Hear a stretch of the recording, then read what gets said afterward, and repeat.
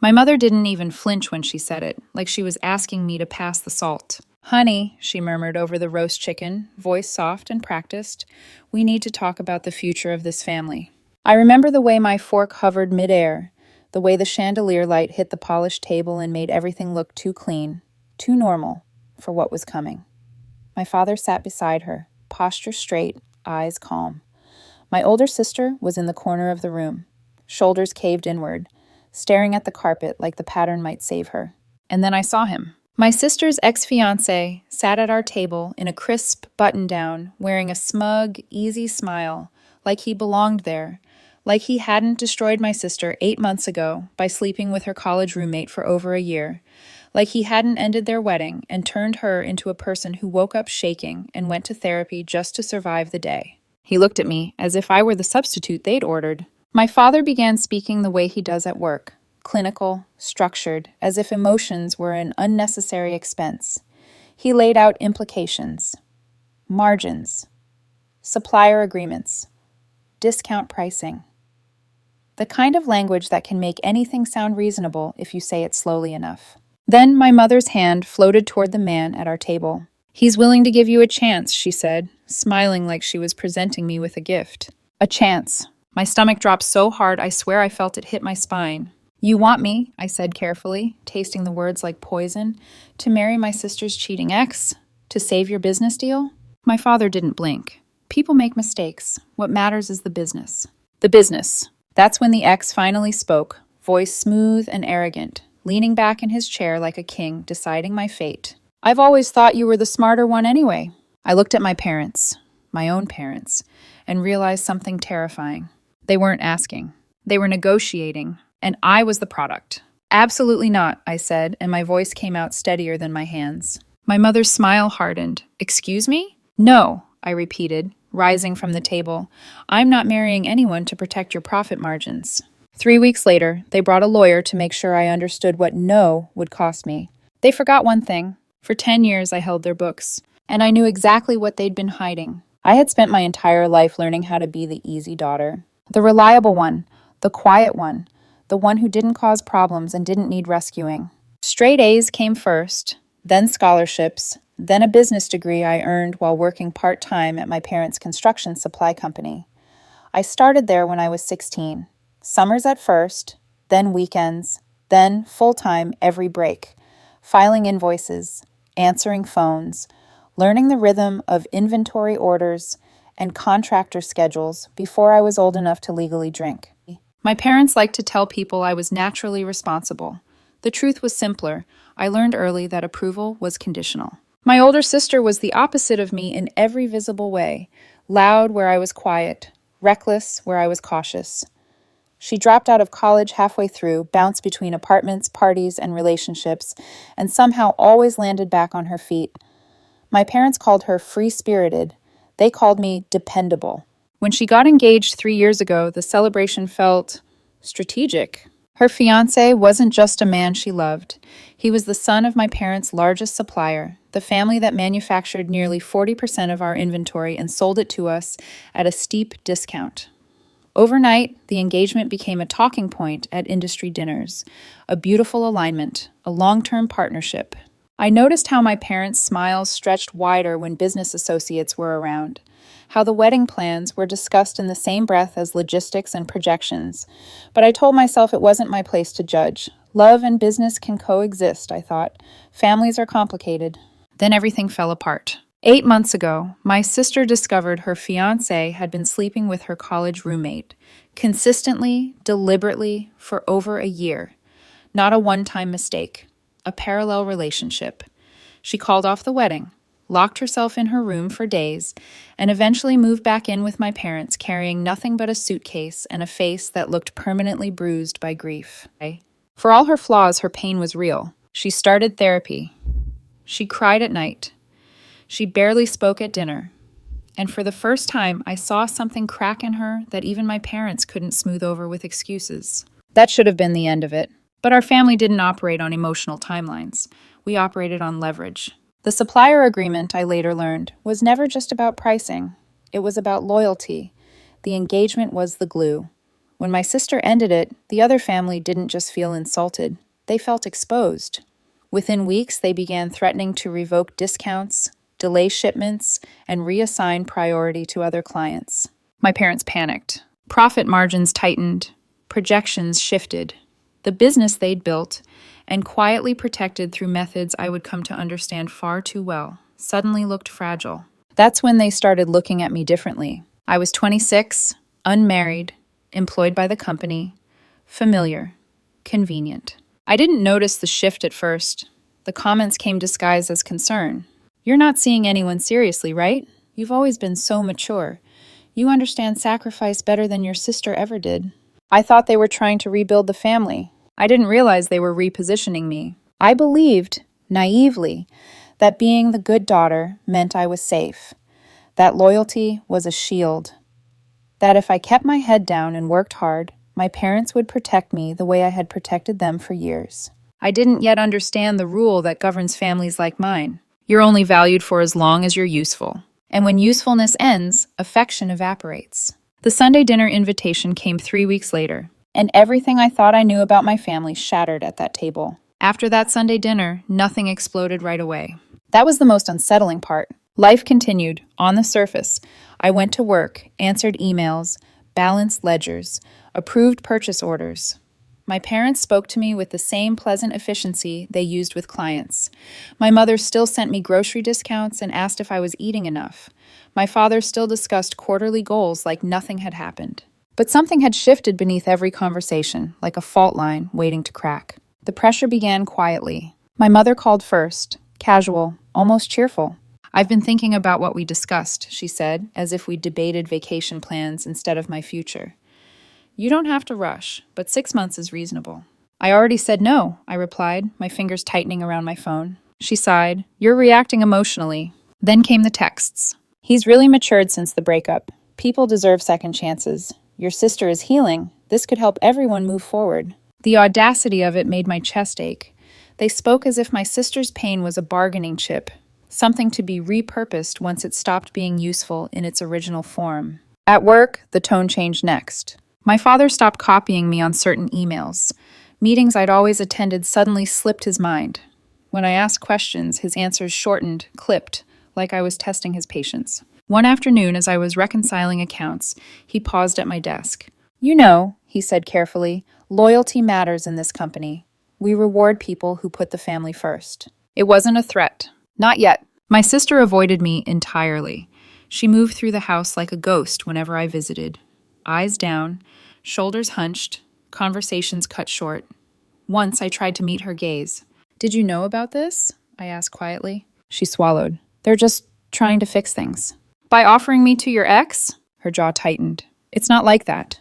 But it was exactly like that. The worst part was how normalized they made it sound. At family gatherings, extended relatives joined the chorus, unknowingly recruited. "You're such a catch," an aunt said, squeezing my arm. "At least he's from a good family," an uncle added. "Sometimes love grows after marriage," someone else offered, like a rehearsed line. No one asked what I wanted. They spoke about me, not to me. And every time I pushed back, I was told I was being dramatic, sensitive, short-sighted. One night, my mother showed up at my apartment unannounced. She stood in my doorway, purse clutched to her chest like a shield. "You're thinking too small," she said, stepping inside without waiting for permission. "This is about legacy." "My body isn't part of your legacy," I replied. She laughed, actually laughed. "Don't be crude." That was when I realized something chilling. They truly didn't see what they were doing as wrong. In their minds, I wasn't being coerced. I was being utilized, positioned, optimized. They believed that because I'd always said yes before, I would eventually say yes again. What they didn't know, what they couldn't see, was that every call, every subtle threat, every patronizing reassurance was doing something irreversible inside me. Because while they were busy negotiating my future, I was remembering the past. Late nights balancing books that never quite aligned, cash payments recorded off ledger, consulting fees that went nowhere, equipment written off that I'd seen sitting in a vacation home garage. I had known for years. I had stayed silent because I believed loyalty mattered. Now they were teaching me a different lesson. Loyalty in this family only flowed one way, and I was done bleeding quietly. The illusion finally shattered the night they decided to make it official. My parents didn't call it a confrontation. They called it a meeting. A formal discussion, my mother said over the phone, voice clipped and controlled. We need to talk like adults. When I arrived at their house, the lights were too bright. Every lamp switched on like an interrogation room pretending to be a living space. My parents sat side by side on the couch, knees angled forward. And next to them, briefcase on the floor, legal pad in hand, was a man in a gray suit I didn't recognize. This is our attorney, my father said, not looking at me. My stomach tightened. An attorney. For their daughter. I sat across from them, my palms pressed flat against my thighs to keep them from shaking. The house smelled the same. Polished wood, lemon cleaner, the faint trace of my mother's perfume. It was the house I grew up in, the house where I learned to read, where I scraped my knees, where I once believed I was safe. The lawyer cleared his throat. Your parents have asked me to outline several consequences should you choose not to cooperate with their request. Cooperate. The word landed like a slap. He spoke calmly, methodically, as if explaining a lease agreement instead of dismantling my life. Immediate termination from the company, removal from the will, repayment of my college tuition, retroactively reclassified as a loan, complete severance of family ties. You'll have 1 week to make your decision, my father said. After that, we proceed. I stared at him, at the man who used to help me with math homework, who taught me how to drive, who once told me I could be anything if I worked hard enough. You're threatening me, I said slowly. My mother folded her hands. We're being practical. You're trying to force me into a marriage. My father's jaw tightened. This isn't about marriage, it's about responsibility. I laughed, a short, sharp sound that surprised even me. You're asking me to marry the man who cheated on my sister. That situation is over, my mother said quickly. You'd be starting fresh. With him? Silence. The lawyer slid a document across the coffee table. I didn't touch it. Something inside me went quiet. Not numb, clear. I saw them differently in that moment. Not as parents, not as authority figures, but as people panicking because leverage was slipping through their fingers. They thought fear would work. They thought love had already failed. You have 1 week, my father repeated, voice firm. Think carefully. I stood. The lawyer paused, pen hovering. My mother's eyes narrowed. My sister wasn't there, hadn't been invited to witness the price of my obedience. I met my father's gaze. So do you, I said. His brow furrowed. What does that mean? I didn't explain. I walked out without another word, my legs steady, my heart pounding so loud it felt like it might bruise my ribs from the inside. That night I didn't cry. I organized. I pulled boxes from my closet, opened old folders, powered up a laptop I hadn't used in months. I laid everything out across my apartment floor, bank statements I'd photocopied when something felt off, screenshots of QuickBooks entries that didn't match tax filings I'd helped prepare, receipts for business expenses I knew were personal, documentation of rental income that had never been reported. Each piece felt heavier than the last. I remembered the nights I stayed late to help the family. The trust my father placed in me when he said he didn't trust outsiders with finances. The way my mother praised my discretion. They had built their house on silence, and they had chosen the wrong person to threaten. At 2:17 a.m., I filled out IRS Form 211, the whistleblower submission. I attached everything. Every file, every record, every breadcrumb I had quietly collected over the years. Conservative estimate, over $3 million in unreported income. I submitted the form. Then I reported them to the State Department of Revenue. Then I emailed a lawyer. And for the first time in my life, I slept without dreaming. Because the moment they tried to sell me, they forfeited my protection. And they didn't even realize the clock had started. The week they gave me passed without ceremony. No dramatic countdown. No apologies, no sudden realization that maybe, just maybe, they had gone too far. My phone stayed silent except for work emails and a few clipped messages from my mother reminding me that time was running out. I didn't respond. On the 7th day, my father called. You've made your choice, he said, voice cold and final. Yes, I replied. You're terminated effective immediately. I felt the words land, heavy but expected. I'd already spoken with my lawyer. Already confirmed that firing me without documentation, without cause, and under coercive circumstances wasn't just unethical, it was potentially illegal. I understand, I said. He hesitated, clearly thrown off by my calm. You'll receive notice from HR. You don't have HR, I reminded him. Silence. He hung up. The fallout started faster than I expected. 4 days later, my cousin, still working in the warehouse, texted me in a panic. There are like 5 people in suits here. IRS. They're going through everything. Your dad is losing it. What did you do? I stared at the message, my heart racing but my hands steady. I didn't reply. 2 days after that, a certified letter arrived at my parents' house from the State Revenue Department. Another audit, another investigation, another line of questioning they hadn't prepared for. I wasn't there to see it, but I could picture the chaos perfectly. Filing cabinets opened, laptops seized, my father's voice raised in frustration. My mother pacing, phone glued to her hand, searching for someone, anyone, to blame. That someone turned out to be me. She showed up at my apartment at 7 in the morning on a Sunday, pounding on the door like she was trying to break it down. Open this door right now. I opened it. She stormed inside, face flushed, hands trembling. What did you do? She demanded. The IRS is crawling through our business. Someone reported us. Someone who knew things. I met her gaze, said nothing. Her eyes narrowed. Was it you? I don't know what you're talking about, I said evenly. She laughed, sharp and hysterical. Don't play dumb. After everything we've done for you, we raised you, we paid for your education, we gave you a job, and this is how you repay us? You tried to sell me, I said quietly, to save a discount. That's business, she snapped. That's how the world works. You think you're above it? I felt my chest tighten, my pulse loud in my ears. Get out of my apartment. She ignored me. You're going to fix this. You're going to tell them it was a mistake. That's not how the IRS works, I said. I submitted documentation. Evidence. Even if I recanted, which I won't, they'd still investigate. Her face went pale, then red again. You're not my daughter anymore, she hissed. You're dead to us. Dead. I nodded. Please leave. She slammed the door hard enough to crack the frame. 2 days later, I learned they'd hired a criminal defense attorney. Not a tax lawyer. A criminal defense attorney.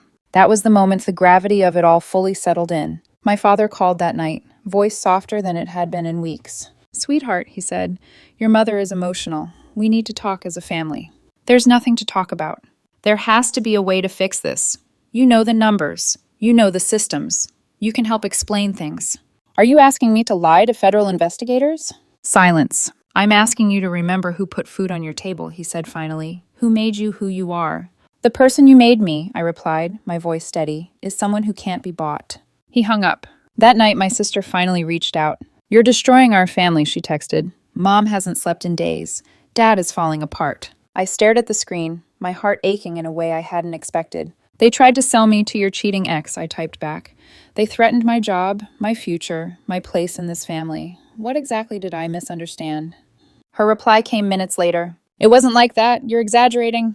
That was when I understood something painful and final. In their version of events, I was always going to be the villain. Because villains are easier to live with than the truth. Once the audits began, the pressure didn't ease, it multiplied. It came in waves, from every direction, through every channel my parents still had access to. They weren't allowed to contact me anymore. Their lawyer had advised them, strongly, not to. But rules had never applied to my family when money or control was at stake. So instead of stopping, they outsourced the guilt. Extended family started calling. My aunt, my mother's sister, was first. Her voice was syrupy, cautious. The way people speak when they're about to ask you to betray yourself for the sake of peace. Honey, she said, your parents are struggling. They're talking about selling the business, maybe even the house. I leaned against my kitchen counter, the surface cold through my palm.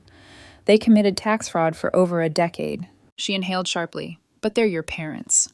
They tried to force me into marriage with my sister's cheating ex. A pause. That's not how they told it. I'm sure it isn't. She pressed on anyway. They say you were ungrateful, that they offered you a wonderful opportunity and you threw it in their faces. A wonderful opportunity to be traded like property? You're twisting things, she said, offended now. Families make sacrifices. So do scapegoats, I replied, and hung up. More calls followed. Cousins I barely spoke to suddenly cared deeply about context. Uncles reminded me how much my parents had done for me. One relative suggested I should apologize just to calm things down, as if my dignity were a fire extinguisher meant to be used for everyone else's emergency. At the same time, my parents escalated legally. Their lawyer sent me a cease and desist letter accusing me of defamation and tortious interference with business relationships.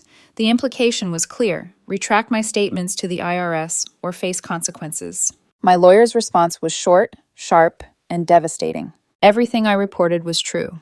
Truth is an absolute defense. You cannot sue someone for reporting crimes to law enforcement. Please advise your clients to stop harassing mine. No reply came from their lawyer. Plenty came from my family. The business began hemorrhaging money. Suppliers demanded cash up front. Clients hesitated. Word traveled fast in an industry built on reputation. The supplier family, the very people my parents had tried to appease by sacrificing me, cut ties completely. They wanted distance, clean hands. The irony would have been funny if it didn't hurt so much. My sister called 2 weeks later. Her tone was different this time. Tight, brittle, afraid. Mom and Dad might have to sell Grandma's house, she said. They're using it as collateral for legal fees. I'm sorry to hear that, I replied honestly. You did this, she said. No, I said. They did this. I just reported it. All because they asked you to marry someone? They didn't ask, I said. They demanded. They brought a lawyer. They threatened my job and my future. Silence. You could have just walked away, she said finally. I tried, I said. They followed. She started crying then, real sobs. They're talking about having nothing left, about retirement being gone. They should have thought about that before committing federal crimes. She hung up on me. The family split after that. Roughly 60% believe my parents' version, the one where I was a vindictive, ungrateful daughter destroying her family over a misunderstanding. About 30% sided with me once they heard the full story. The remaining 10% stayed neutral, which I quietly respected the most. Meanwhile, I documented everything. Every call, every text, every uninvited visit. Because escalation has a way of revealing patterns. And patterns matter to lawyers, to investigators, to anyone who needs proof that this wasn't a misunderstanding. It was coercion. I started job hunting. Turns out 10 years of experience in construction supply management is valuable, especially when you've done everything from bookkeeping to operations. I had interviews lined up within weeks. One hiring manager leaned back in his chair after hearing my story and said, "Anyone who reports fraud, even against their own family, has integrity. I like that." That was the first time in months I felt something close to relief. The IRS investigation deepened. The numbers grew. My conservative estimate of $3 million in unreported income ballooned past 4. Fake consulting invoices, personal expenses disguised as business costs, rental income that had slipped through the cracks for years. Their accountant, the man who'd helped them cook the books, started cooperating. He had records. He sang. That's when my parents stopped yelling and started unraveling. Multiple lawyers hired and fired. Cash burned through at an alarming rate. Sleepless nights. Panic attacks disguised as rage. For the first time, they weren't in control of the narrative or the outcome. And through it all, they never once apologized. Not for threatening me, not for trying to sell me, not for choosing money over their own child. They still believed, truly believed, that if I had just said yes, none of this would have happened. That belief carried them straight into the darkest moment of all. The darkest moment didn't arrive with shouting. It arrived with silence. After weeks of calls, accusations, legal letters, and relatives treating me like a moral puzzle they could debate, everything suddenly stopped. No new messages, no surprise visits, no dramatic ultimatums. Just absence. At first, I told myself it was temporary, that this was another tactic, another pause meant to make me anxious enough to reach out first. That had always been the rhythm of my family. Withdraw affection, wait for compliance. But days passed, then a week, and something inside me finally understood what my mind had been avoiding. They weren't regrouping. They were letting go. I sat alone in my apartment one evening, lights off, city noise leaking in through the window. My phone lay face down on the table. For the first time in my life, there was no tension in my shoulders waiting for it to ring. No instinct to rehearse explanations. No pressure to be reasonable, to soften, to fix. And that was when the grief hit. Not the sharp kind, not the dramatic kind. The slow, suffocating kind that seeps in once hope is gone. I thought about the house I grew up in, the one with the crooked step on the staircase, the kitchen where I learned to cook, the living room where family photos still lined the walls. I realized, with a dull ache in my chest, that I no longer belonged to any of it. Not because I had been disowned on paper, but because emotionally, I had been written off the moment I stopped being useful. I replayed everything in my head. Not the threats, not the audits, not the numbers, but the smaller moments, the ones that hurt more. My mother calling my refusal dramatic, my father discussing my future like a spreadsheet, my sister sitting in silence while I was offered to the man who betrayed her. No one had shouted, no one had begged, no one had said, "This is wrong." They had simply accepted it, and that realization crushed something fragile inside me, the last illusion I had been protecting. I had believed for so long that being the good daughter meant I was loved differently, more deeply, more securely, that my obedience bought me safety. But safety that disappears the moment you say no was never safety at all. It was a leash. I saw myself clearly for the first time, not as the villain they described, not as the traitor my relatives whispered about, but as a placeholder, a contingency plan, a resource to be deployed when the original deal collapsed.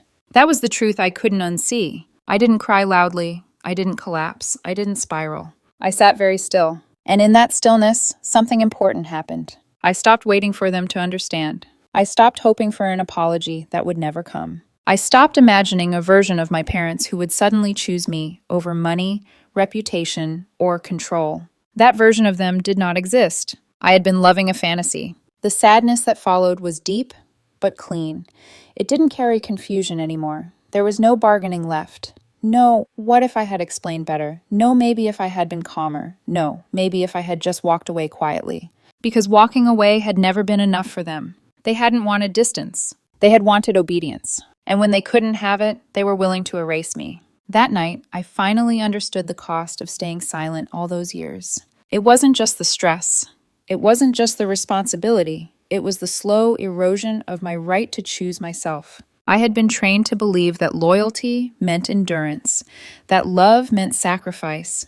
That family was something you preserved at any cost, even your own dignity. But now, sitting alone in the quiet, I saw the truth with painful clarity. If staying meant surrendering my autonomy, then leaving wasn't betrayal. It was survival. The grief didn't disappear. It settled into me, heavy and real. But beneath it, something steadier began to form. Acceptance. Not forgiveness, not reconciliation, not peace. Acceptance that the family I wanted was never the family I had. And with that acceptance came something unexpected. Relief. Because if I had already lost them, if the worst had already happened emotionally, then there was nothing left they could take from me. No more leverage, no more fear, no more bargaining. Just a quiet, irreversible shift. The moment I stopped being their daughter in my own mind was the moment I became free enough to finish this on my terms. The turning point didn't come with new information. It came with distance. One morning I realized I hadn't checked my phone in hours, not out of avoidance, not out of exhaustion, but because I simply didn't need to. There were no decisions waiting for me, no messages demanding a response, no emotional fires I was expected to put out. The noise had moved elsewhere. That was when it hit me. The situation no longer required my participation. Everything that could be submitted had been submitted. Everything that needed documenting had been documented. The rest was no longer a conversation. It was a process, one that didn't bend for tears, guilt, or family titles. For the first time, I wasn't reacting. I was observing. My lawyer became the point of contact. When something arrived, an email, a letter, a half-hearted attempt at clarification, I forwarded it without comment. No explanations, no commentary, just action followed by silence. That silence was louder than anything I could have said. My parents stopped showing up at my apartment, not because they suddenly respected boundaries, but because boundaries now came with consequences. Their tone shifted in the few messages that slipped through, less commanding, more cautious, as if they'd finally realized that every word could be used against them. Fear had replaced authority. Relatives, too, began to change. The calls stopped turning accusatory and started becoming careful, vague, polite.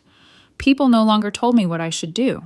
They asked how I was. It was subtle but unmistakable. The narrative they had clung to, that I was overreacting, exaggerating, being dramatic, no longer held.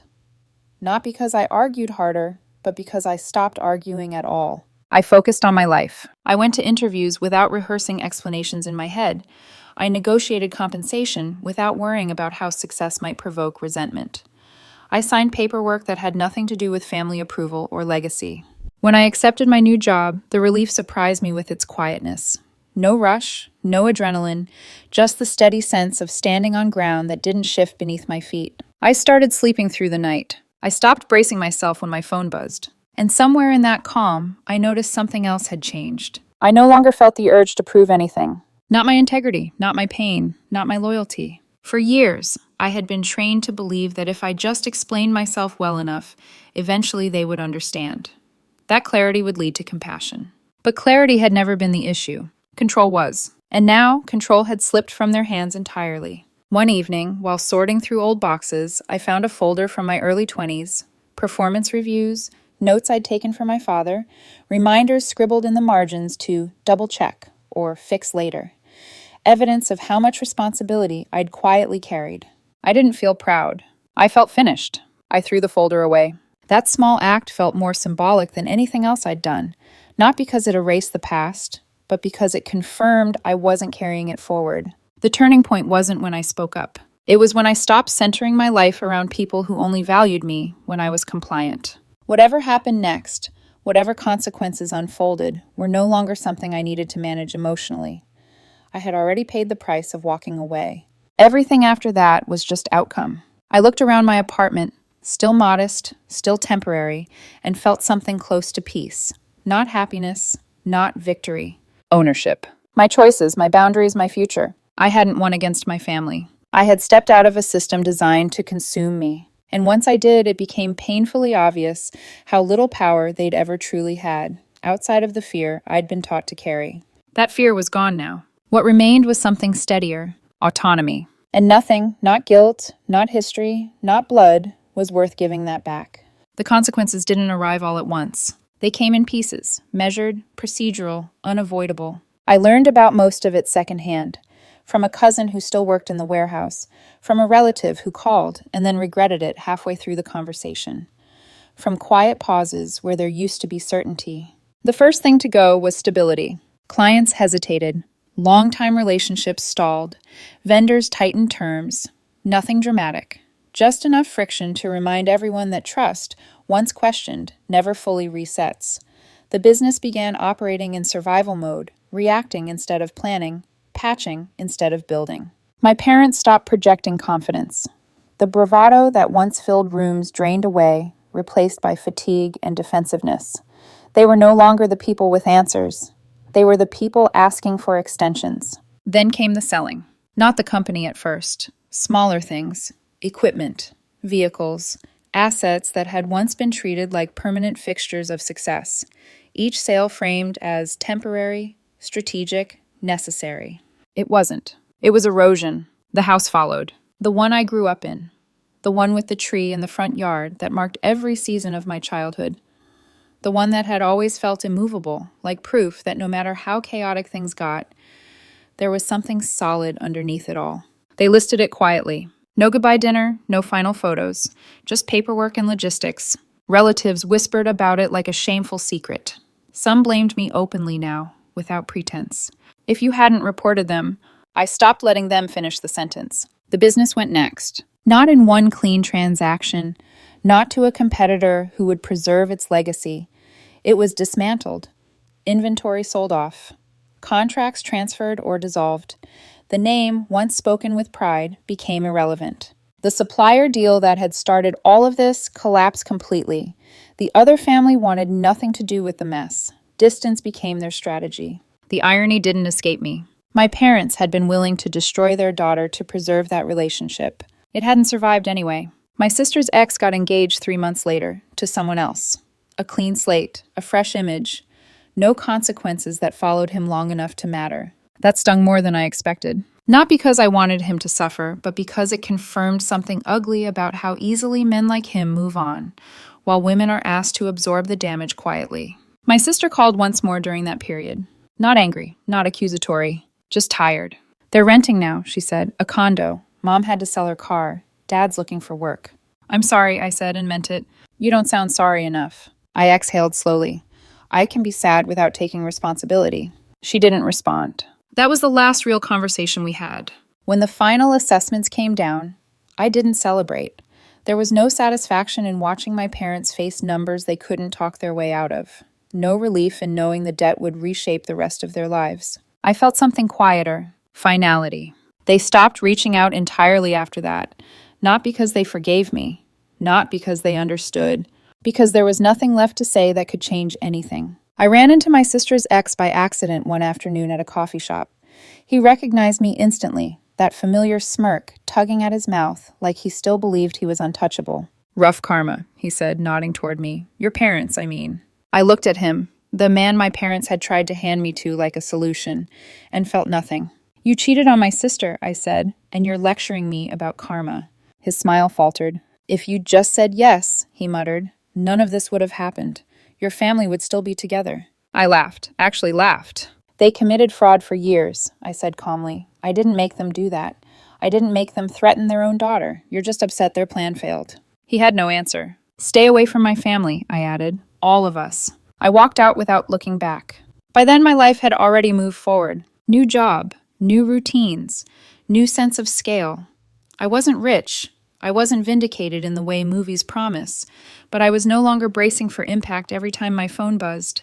The family I lost still hurt. But the version of myself I gained, someone who didn't flinch at conflict, who didn't trade autonomy for belonging, that felt permanent. The fallout had done what no argument ever could. It had stripped everything down to the truth. And the truth was simple. I didn't destroy my family. I stopped protecting them from the consequences of their own choices. And once that protection was gone, everything they'd built on silence collapsed under its own weight. The quiet came back slowly. Not all at once, not like relief flooding in, but in small, almost unnoticeable ways. I stopped jumping when my phone rang. I stopped rehearsing conversations that would never happen. I stopped measuring my choices against how they might be received by people who no longer had a claim on me. Months passed. The investigation concluded. Paperwork closed. Outcomes finalized. I didn't attend anything. I didn't watch. I didn't need to. By then, the results felt inevitable, gravity finishing what denial had delayed. The whistleblower award arrived without ceremony. A number attached to a letter, not a victory, not revenge, just compensation for telling the truth when it was inconvenient and costly to do so. Some people would call it blood money. I didn't. I thought of it as severance, from a role I had never agreed to, but had been expected to perform my entire life. The reliable one, the fixer, the daughter who absorbed damage so others could keep smiling. I used part of the money to secure stability, savings, a better apartment, space that felt like mine, not borrowed from obligation. I considered traveling somewhere unfamiliar, somewhere no one knew my last name or the story attached to it.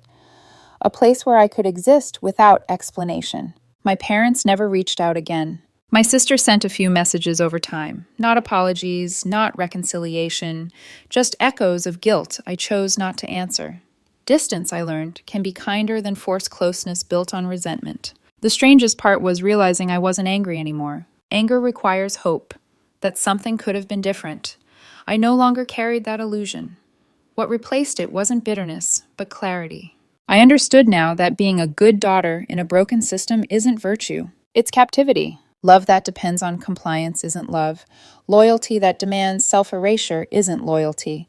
Family that only values you when you're useful isn't family. I didn't destroy my parents' lives. They made choices over years, not moments. Choices to prioritize money over ethics, control over consent, image over their own child. I didn't cause the collapse. I just stepped out from under it. Sometimes I drive past the old house on my way to work, not to gloat, not to grieve. It's simply on the route. When I see it, I think about the girl who grew up believing that if she tried hard enough, sacrificed enough, stayed small enough, she would earn unconditional love. She doesn't exist anymore. In her place is someone steadier, quieter, free. Someone who knows that love isn't something you barter for, and that walking away from a cage doesn't make you cruel. It makes you alive.